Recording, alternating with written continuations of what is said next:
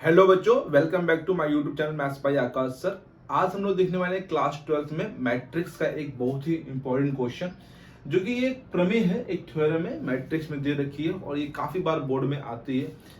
UP board का exam जो है 3 मार्च को है, तो इसमें ये क्वेश्चन काफी इंपॉर्टेंट बन जाता है बच्चों।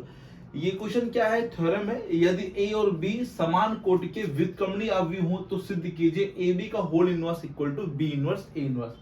जो बच्चे इंग्लिश मीडियम से, तो वो भी समझ लीजिए बच्चों, if A and B are the invertible matrix, ये इनवर्टिबल मैट्रिक्स है एंड सेम ऑर्डर, दोनों सेम ऑर्डर दे रखे हैं। ठीक है, यहाँ पे सेम ऑर्डर होना जरूरी है और इनवर्टिबल मतलब कि व्युत्क्रमणीय होना जरूरी है, तभी ये बच्चों प्रूफ हो पाएगा, अन्यथा प्रूफ नहीं हो पाएगा। बाकी हिंदी और इंग्लिश दोनों में सेम ही रहेगा, ए बी से ही करना पड़ेगा हम लोग को, तो कोई दिक्कत नहीं होगी बाकी बच्चों को। तो समझते हैं इस थ्योरम को किस प्रकार से हम लोग प्रूफ करते हैं बच्चों। तो देखिए यहाँ पे स्टार्ट करते हैं इसकी उत्पत्ति बच्चों। देखिए बच्चों, इसमें जो मेन है ना, स्टार्टिंग, अगर आपने स्टार्टिंग सही से कर ली ना, तो जहां तक है आपको थ्योरम लगा लेंगे। तो मेन इसकी स्टार्टिंग समझिए कि कहां से क्वेश्चन को स्टार्ट करना है।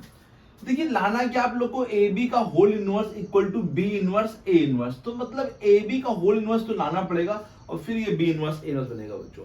तो आप लोग जानते हैं कि since A into A inverse, जैसे ए है, जैसे मान लीजिए ए है, ये समझिए, तो ए इंटू ए इनवर्स क्या होता है बताइए बच्चों? आई। ये समझिए, ये वाली थ्योरम ध्यान रखिए कि हाँ ए इनवर्स आएगा तो ये वाला हम लोग को यहाँ पे यूज करना पड़ेगा। A into A inverse equal to क्या होता है? आई। तो मतलब कि हम लोग ए को अगर मान लो तो या ए बी इसे लिखे, मान लो जैसे ये ए बी लिख दें इसको, और ये ए बी का होल इनवर्स इक्वल टू में क्या बनेगा? आई बनेगा। राइट है बच्चों? जैसे ये ए और ये ए इनवर्स इक्वल टू क्या होगा? आई होगा बच्चों। इसी को लिखा बच्चों यहाँ पे, बस ए की जगह मैंने क्या लिखा है? ए बी लिख दिया बच्चों। राइट है?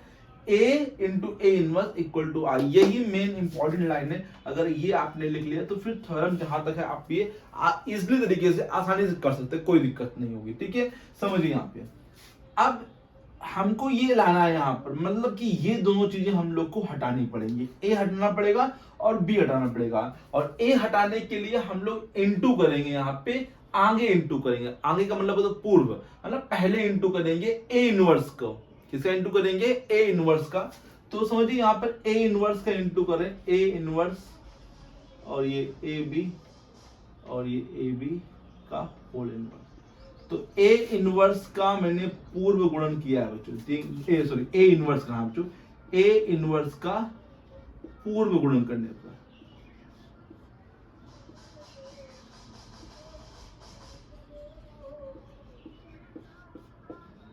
ए इनवर्स का पूर्व मतलब बच्चों क्या होता है? आगे बच्चों उन्होंने इंटू किया बच्चों यहाँ पे।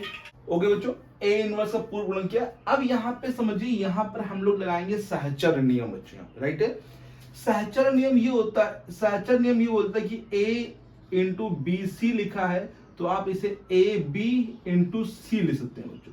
ये नियम लगाएंगे इसमें बच्चों, तो यहाँ पे क्या लिख सकते हैं बताइए?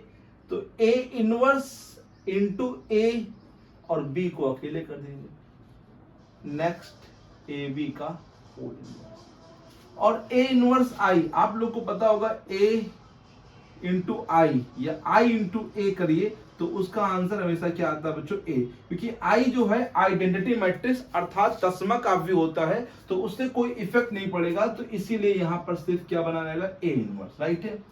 अब देखिए ए इनवर्स ए, अभी मैंने आपको बताया ए इनवर्स या ए इनवर्स ए क्या होता है बच्चों? आई। तो ये क्या बन जाएगा? आई बी इंटू ए बी का होल इनवर्स इक्वल टू में ए इनवर्स। क्योंकि हम लोगों ने बताया अभी, सिंस यहाँ पे लिखते जरूर लिखिए बच्चों कि क्या क्या हम लोग यूज कर रहे हैं, बगल में बताना पड़ेगा आप लोग क्या क्या यूज कर रहे हैं। तो ये सब चीजें हम लोग यूज कर रहे हैं तो बताना पड़ेगा आप लोग को, यहाँ पर यूज करेंगे और यहाँ पर आप लोग लिखते जाएंगे बच्चों। अब देखिए आई इंटू बी, अभी मैंने बताया ए इंटू आई या आई इंटू ए करिए तो ए आएगा, तो उसी प्रकार से आई इंटू बी करेंगे तो क्या आ जाएगा? बी। तो बी इंटू ए बी का होल इनवर्स इक्वल टू में ए इनवर्स। राइट है? अब इस b को हटाना पड़ेगा, तो जैसे हमने a को हटाने के लिए a इनवर्स से इंटू किया, उसी प्रकार से यहां पर किसका गुणा करेंगे बच्चों? b इनवर्स का पूर्व गुणन। पूर्व का मतलब समझिए, पूर्व मतलब मैंने ऊपर बताया आप लोग को आगे, है ना, आगे की तरफ। यहां पे आप आगे गुणा कर रहे हैं तो ये ध्यान रखिए, आगे लिखा है तो इसको भी आगे ही लिखिएगा बच्चों।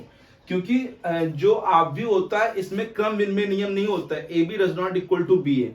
तो जहां पर यहां गुणा करेंगे आगे करेंगे तो यहां पर भी आप लोग को आगे करना पड़ेगा, और अगर आप पीछे करेंगे तो यहां पीछे ही गुणा करना पड़ेगा। राइट है बच्चों, ये चीज काफी ध्यान रखिए। पी का बी इनवर्स का पूर्ण गुणन करने पर, फिर से बी इनवर्स करिए बच्चों यहाँ पे गुणन, देखिए बच्चों ध्यान से, तो ये बी इनवर्स और यहाँ बी, और ये ए बी का होल इनवर्स, यहां भी गुणन किया बच्चों बी इनवर्स का, तो बी इनवर्स और ये क्या हो जाएगा ए इनवर्स। राइट है बच्चों, कोई दिक्कत तो नहीं। देखिए ध्यान से, आगे किया तो यहाँ पे भी आगे।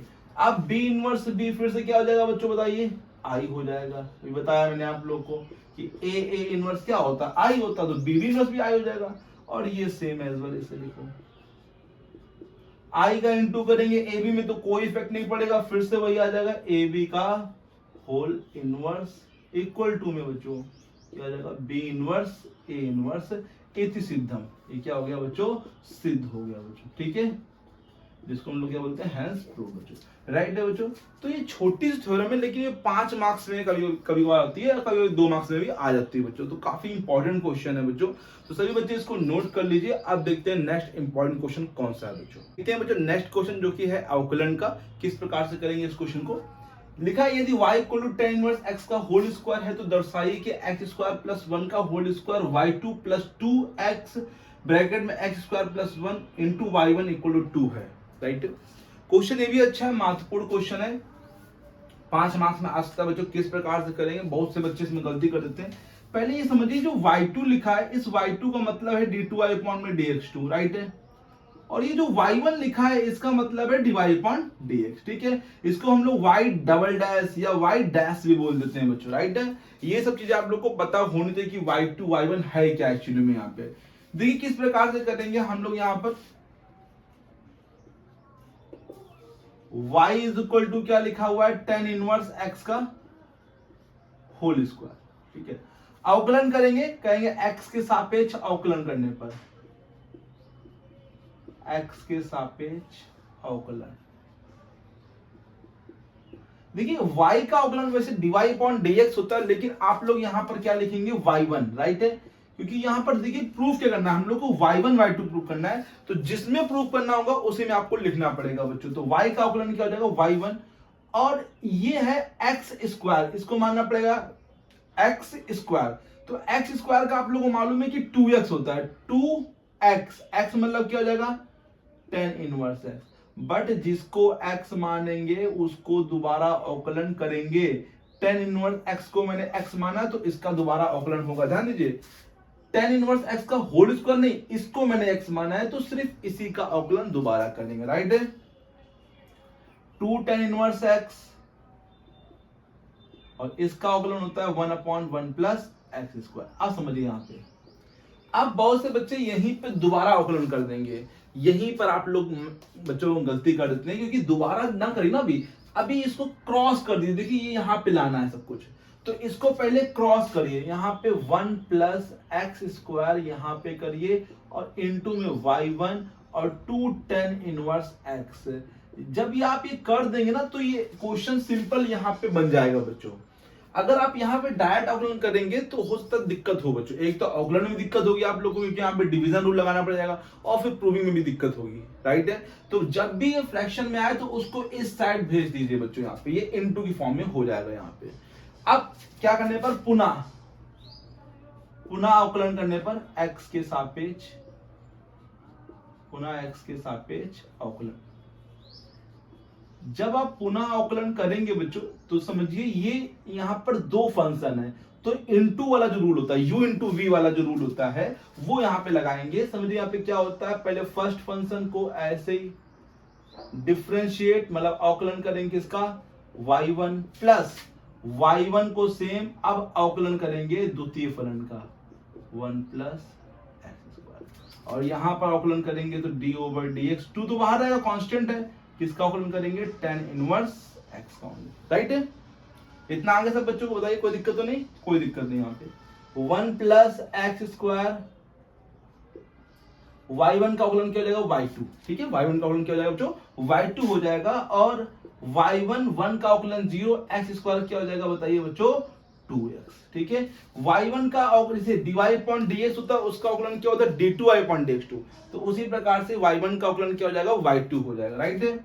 2 तो बाहर कांस्टेंट रहेगा और इसका हो जाएगा 1 अपॉन 1 प्लस एक्स स्क्वायर, और फिर से क्रॉस कर दीजिए बच्चों।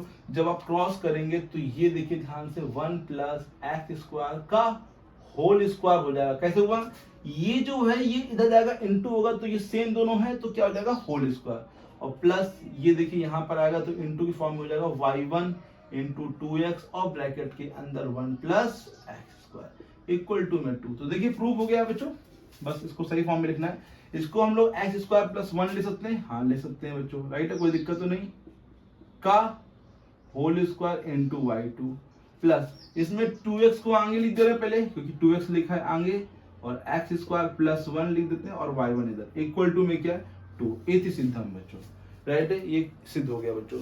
तो ये दो क्वेश्चन मैंने बताया जो कि दोनों ही इंपॉर्टेंट क्वेश्चन है। इसी प्रकार से आप लोग क्वेश्चन लगाते रहिए और जो भी क्वेश्चन नहीं आ रहा तो आप पूछ सकते हैं कमेंट बॉक्स में लिख के बच्चों, राइट है बच्चों। मिलते हैं बच्चों नेक्स्ट क्लास में नेक्स्ट वीडियो के साथ नए टॉपिक के साथ और भी अन्य इंपॉर्टेंट क्वेश्चन के साथ। तब तक के लिए thank you so much and keep learning.